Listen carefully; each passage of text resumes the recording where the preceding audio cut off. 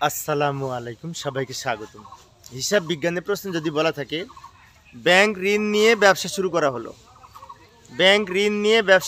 হলো, তো এটার জন্য আমরা জাবেদা কি করব, তাই না? তো ব্যাংক ঋণ নিয়ে ব্যবসা শুরু করা হলে দুইটা পক্ষ, একটা হচ্ছে ব্যাংক আর একটা হচ্ছে ব্যাংক ঋণ।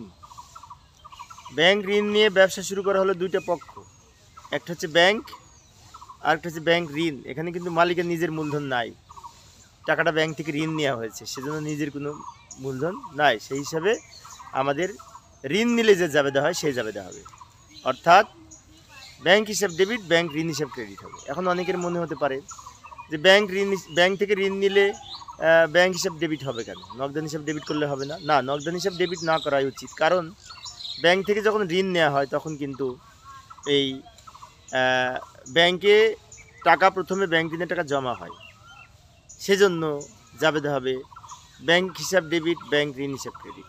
বিষয়টা আবারও বলছি, লক্ষ্য করি। ব্যাংক ঋণ নিয়ে ব্যবসা শুরু করা হলে জাবেদা হবে ব্যাংক হিসাব ডেবিট, ব্যাংক ঋণ হিসাব ক্রেডিট। ধন্যবাদ সবাইকে।